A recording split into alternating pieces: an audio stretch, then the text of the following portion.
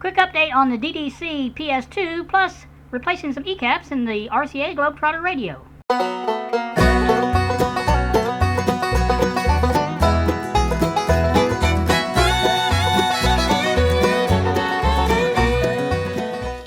Good morning, YouTube. Here with you on a Tuesday at 11:35 now in the morning. I was watching. I got an email from Ron C. I want to thank you, Ron, for being concerned about my about my droopy eyes or whatever. I don't know. I want to share everybody I'm fine. I don't know that I've mentioned this. I may have. I don't even remember, to tell you the truth. But you knew my granddaughter Lexi and her baby are staying here, and I have to get up in the mornings and take her to work and then pick her up after work. It's not that far. It's only a few blocks, but you know, the fact that you have to get up and you're not used to getting up tends to change your sleeping habits, and I haven't been sleeping the best during the week anyway. Now on the weekends I catch up really good. But so if I appear to be drowsy-eyed, whatever you want to call it, not bushy-tailed like normal, that's why. No problems that I know of. So just wanted to assure everybody of that. Not sure what I'm doing here today. Obviously I don't have a Buick update now to do. I do have the battery out of the Buick, sitting on the trunk of the Buick and ready to go to Walmart at a moment's notice. Probably will go either this evening or tomorrow. I don't know for sure. Kind of try to plan my trips around Lexi. She likes to go to Walmart sometimes, and I like to do it then because that way we don't have to make two different trips for it. So it's no big hurry. Obviously I've got till the 23rd of July, but like I said, and like I say, once I get the battery, I plan on, first thing I plan on doing is to change those battery cables over to side posts like I originally was going to.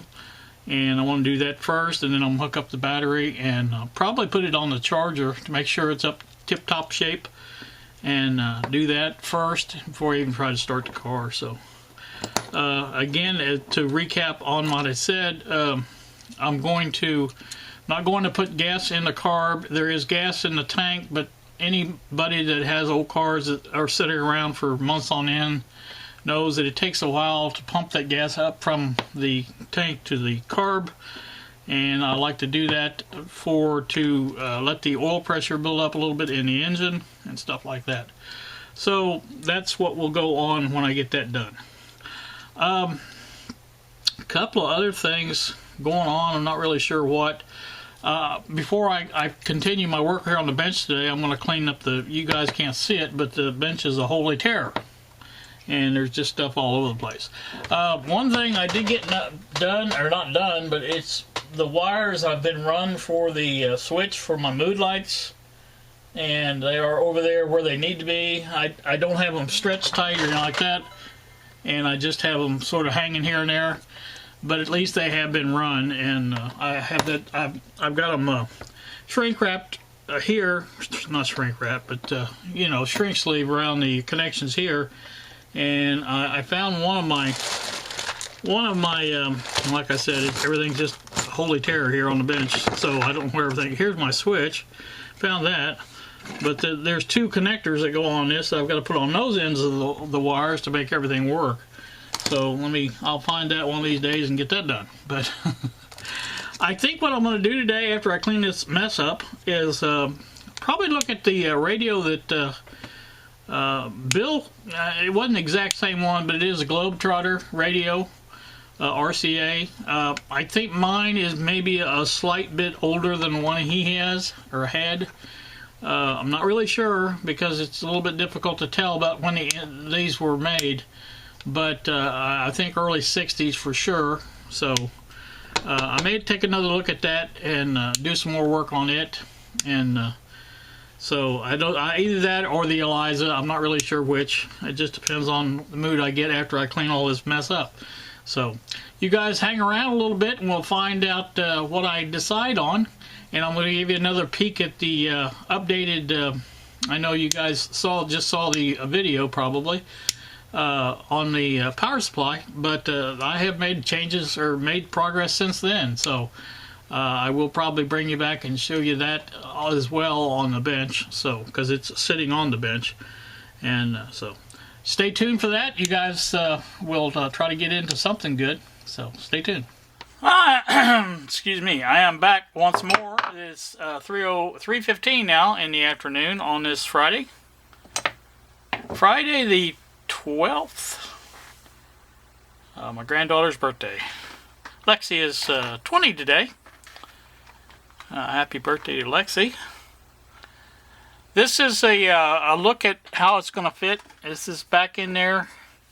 As you can see, let me pull it out. You can see how far it goes back. Didn't go back as far as I thought, but it's back against the backboard, so it can't go any further. But it's really well spaced, I think, as far as being in there nice and tight. Once I put screws on each end, that thing will be very rigid. It won't go anywhere. And there will be screws in addition to those two on the ends of this to secure it to the metal plate.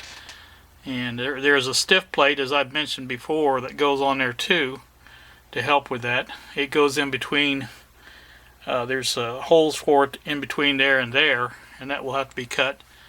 But once that's done, this thing will be rigid and it will be nice. Like I said, this will be our variac control here. I think what we're going to have is a meter here, a meter there, and this will be our switching switch to switch between the dual DC power supply. I haven't decided whether I'm going to put the outputs here or if I'm going down here.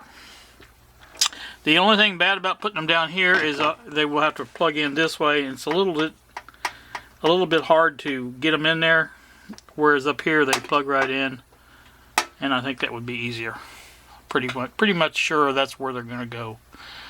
Again, middle switch will be the selector, on off. In other words, the way this switch is set up, just like the other one, the middle position is off for both of them. On for this side, on for that side, and that's the way that will work. I haven't decided which side will be which, but it'll probably be just as similar to the old one on how that's set up. So that's the plan. Now the hole that gets drilled here won't be near as big as these. These are going to be enlarged also because of the meter. Now this center one may have to be reduced a little bit for that selector switch. I may have to put washers or something in there. Washers. Anyway, that's the way it's going to fit.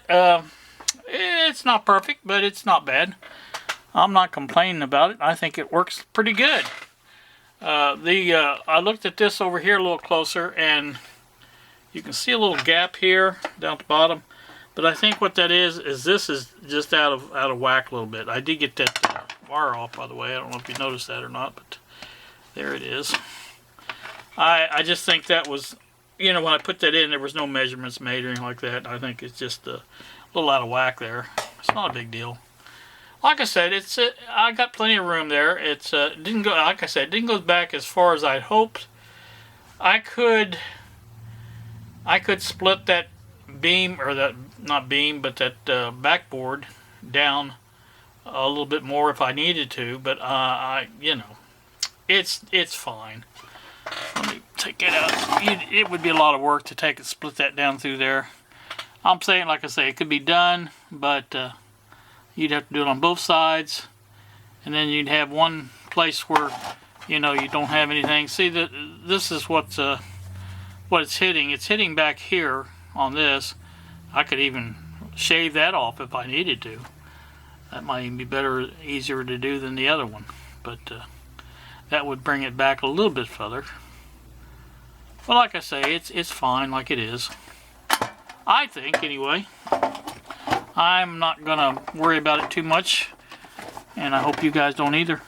So that's pretty much it. Next things I need to do as far as on the power supply itself, I think I want to secure the ends onto the piece and put that heavy piece in there, the steel piece that goes in there. It goes basically long down through here. Let me see if I can get a hold of it and show you what it looks like. Okay, there it is. It's a much heavier piece of metal, and it will fit on one end, and then it'll have to be notched on the other end to fit. That's not a problem either. So, like I say, that's the way that's going to work. Trying to figure out how this was done. I think these three here, I think this is the end that I'm going to be using right here. See, I've got my three cutouts for it. And if you can see that, there's three there. And then this would be our big end for our timer down here.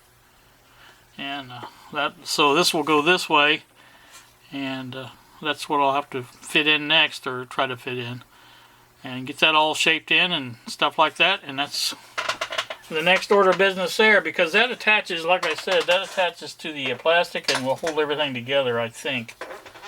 Pretty sure anyway. If it doesn't, we'll figure out something else to hold it. I've got this out. This is my power supply for my bench radio. Like I say, I'm going to try to take that out. I'll undo the wires here and take that and route it behind the pegboard. Let it come out on that end down there.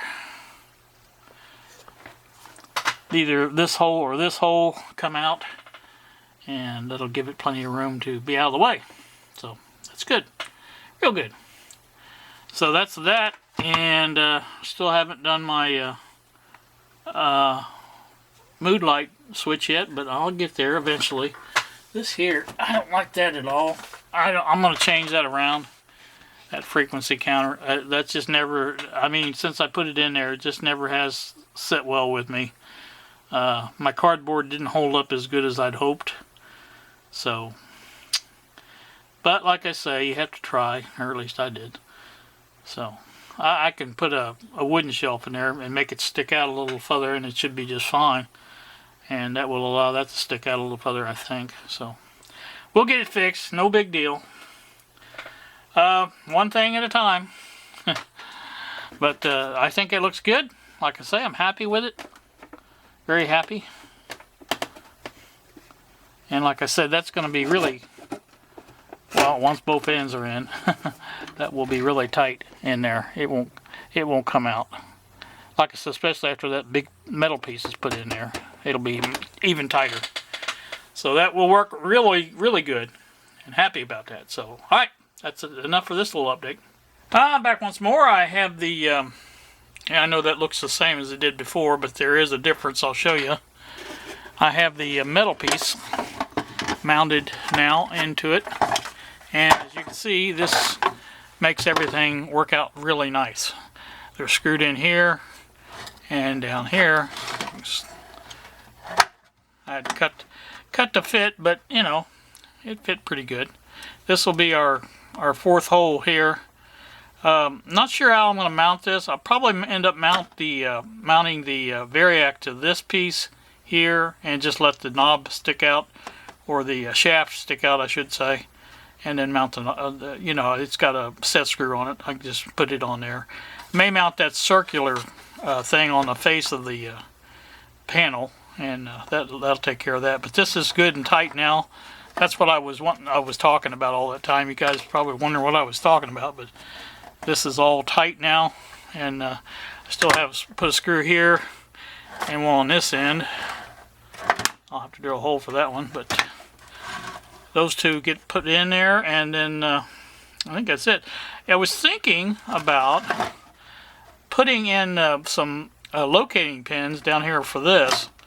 What I would do is basically mark a spot on each end, and then put the nail in and make sure I cut the head off, and that way it would just basically go into that when I slide it in. But I'm not really sure I want to do that. I am wanting to make a bottom for this now next, probably, and I want it to come into here and basically here, and it'll have to be cut out around there, notched around there where it mounts onto that, and basically that's the way I want that to go. Not sure how I'm going to do it as far as screwing it in and things like that, but I'll figure that out. But that's my next step, I think. Once I get that in, I can go ahead and figure out where my power transformer is going to be. It's probably in this area here somewhere, close to the variac. I don't want that run to be too long. There's going to be a meter here. It could sit here pretty easily. Is switch here, so it still could sit here. There's still some caps and everything to go in here, but I need that bottom in here to start, wiring it, things like that. So that's what I'm doing. But that you wouldn't believe how much rigidity that adds to that panel with that rather thick wire. So I think it's going to be a winner. So happy about that. All right. I'll bring you back if I have any more. I'm back with you again. Now it is going on noon, 11:59. I do have the bench somewhat cleaned up, straightened out, so I can at least do some work here. You are looking at the updated power supply. Now it is finished as far as the size. And most of the, what I'm trying to say, the mounting is done as far as how it's going to sit. I'm not going to make it go back any further than that. And once I put screws in both these two front here, there will be no movement from this at all. It will be nice and solid in there. I do have the variac mounted on this end. That's where I want it at. And I just have the scale sitting on there. It hasn't been glued down. I won't glue it down until I actually paint the panel itself. What I did basically is to mount the variac, hard mount I guess is the best way to put it, onto that metal strip that you saw in the video, the heavier metal strip that resides behind this false face basically, and it is mounted very solidly to that, and that strip is also mounted to this, or these ends actually, and I think I showed all that in the video today, I believe. But basically the only thing that will be on the outside here is this knob, and this knob does come off via this little Allen wrench, and again that scale will be on there, but it'll be glued on after, again, the thing is painted.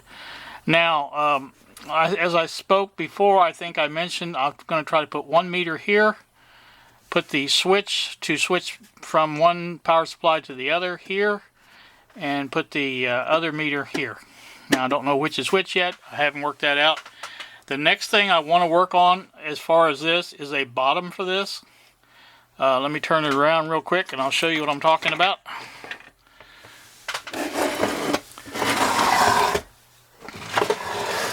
Get a little look at the mounting of the variac in there. You can see that is mounted to this metal strip here.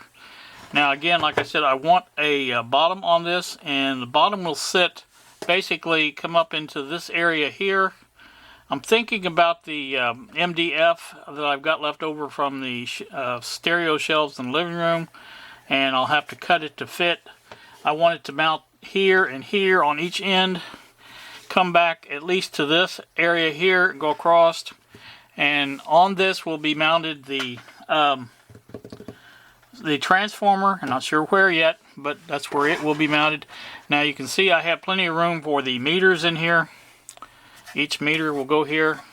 This will obviously have to be trimmed out, but you know, and again this will be fine for the center switch. I have washers to use for that. I'm hoping the shaft on that switch is long enough to stick up through there and mount pretty much like that is. And I think that'll be the best situation there. But the next, I'm kind of hung up until I get this bottom made because I want to mount the transformer on it, the power transformer. And once I do that, this thing will be stiff as a board. I do have a screw here to put in that I forgot all about. And I have to drill a hole in this end down here to mount a screw as well. So those things have got to be done, and put the bottom in, and that will do the that part of it. It would be ready to mount if it wasn't for all the rest of the stuff, but I want to try to get everything mounted on here as best I can. Again, the transformer will fit somewhere in here and be mounted to this bottom panel, MDF, whatever it is that I use.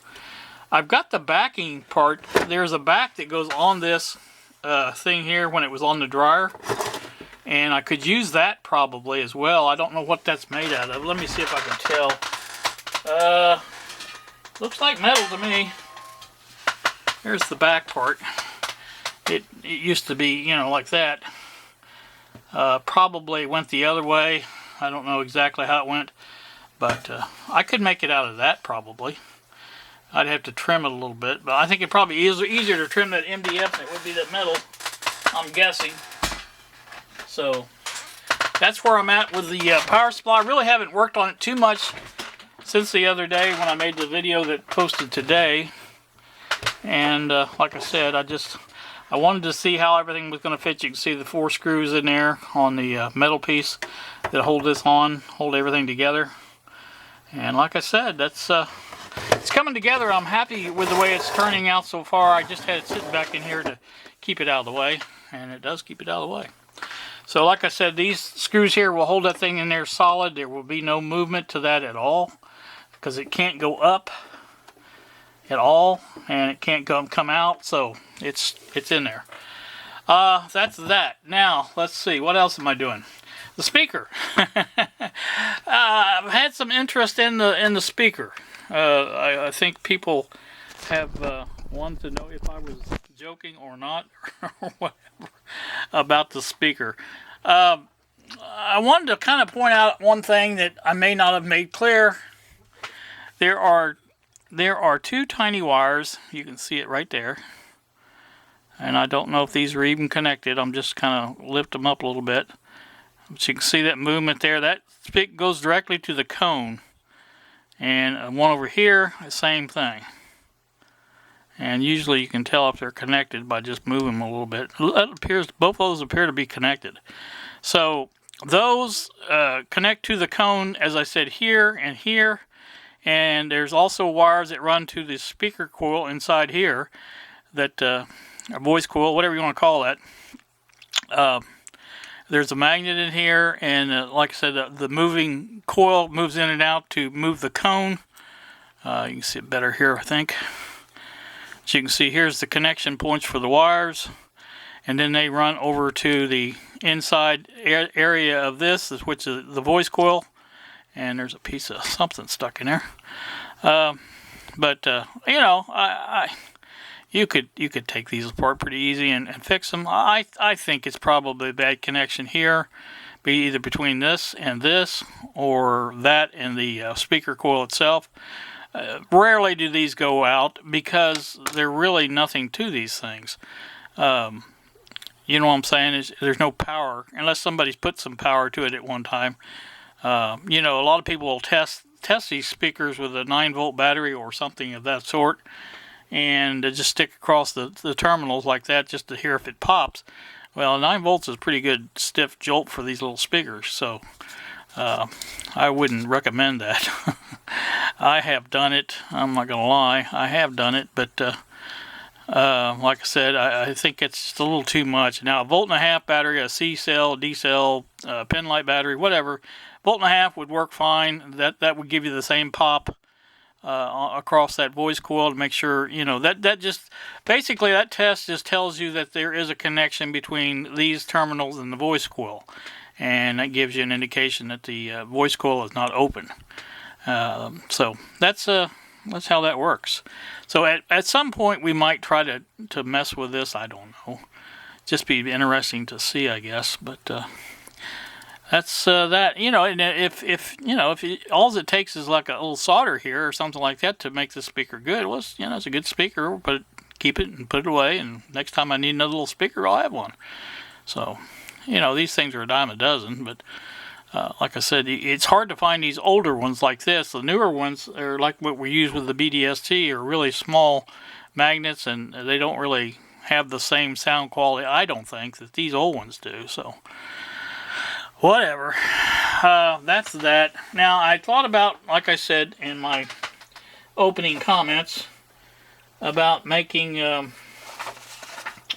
or working on a different radio. Now, the Eliza is my choice, and the RCA Globetrotter, and I haven't really decided yet on which one I'm doing, so let me think about that and I'll come back.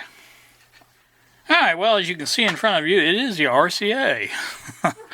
I'm trying to mix this up a little bit to give you a better variety of what I'm working on. I got the, as you can see over there, the power supply I'm working on. I'm working on this, and I'm working on the Eliza. I already did the Passport. Passport is working fine, other than the problems that we showed on the video with the either bad connection or the volume control needs cleaning, whatever that is. That's a minor problem, and I tend to like to get things working well as far as the sound quality. In other words, I like to get them to where they will play, and then I might, later on get into making them work even better, tuning them up, things like that. Basically, that's what needs to be done to this, is a tune-up. I have several E-caps that need to be replaced. One tall one here, one here, one here, one here, one here, and I'm not sure if there's any more or not. Now, Bill had a problem with his on the being underneath the tuning condenser. I don't seem to have that problem. I have a cap here, but that's just a disc cap. Now, these are supposed to be, again, fairly decent performing radios. Now, they are AM only, but they are supposed to be pretty good radios. They have the tuned RF section, and that makes a difference. So here, here, here, here, here. I think that's it. I think these are transistors. 1, 2, 3, 4, 5, 6. I see 6 transistors. That may be all of them. I think this is a 6 transistor radio, as a matter of fact. Let's check the schematic. That's another reason I wanted to kind of go on this. Well, there's more than 6.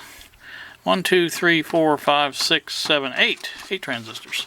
2 obviously didn't see. Again, let's see, over here in the, it may be over here. One of them's laying down here. There's 2 there. There's 3, 4, 5, 6, 7. I got up to 7 now, so. Anyway, trust me, there's probably 8 in there somewhere. I'm just not seeing them. But, anywho, that's what we're going to concentrate, I think, on. Oh, there it is right there. I think either that may be a, I can't tell if that's a transistor or a, yeah, it looks like transistor to me. So that may be the other one right there. So, all right, so we're going to say 8. But anyway, I want to concentrate on getting these caps changed out. Hopefully I have them in stock, at least close enough to use. Obviously don't have probably the proper value for some of these, and we just use the next biggest and go from there. So, all right, let me see what I can find out, and we'll be back in just a bit. Okay, I want to kind of point out something here on this one here. I think it is. Looks like it's not even connected, but it is on the back side. I'm going to resolder that. Now, this is one of my connections here. These 2 here, and this right down here are 2 of the ones that are the axial leads. And I don't know. I don't have any axial lead caps. I'll have to replace them with radial, but it's not a hard job to do. It can be done. So, Alright, just wanted to point that out. Be right back a minute after we get these out. Alright, what we have here is a, between here and I think here, one of these places down in here. Maybe it's right here. Yeah, here it is. Here and here is a 10 microfarad there. That's the plus on that end. Between here and here is a, you guys even seeing that? I think, can't tell. Between here and here is a 1 microfarad, and between this point and I think this point over here is another 10 microfarad. So there's the old ones right there.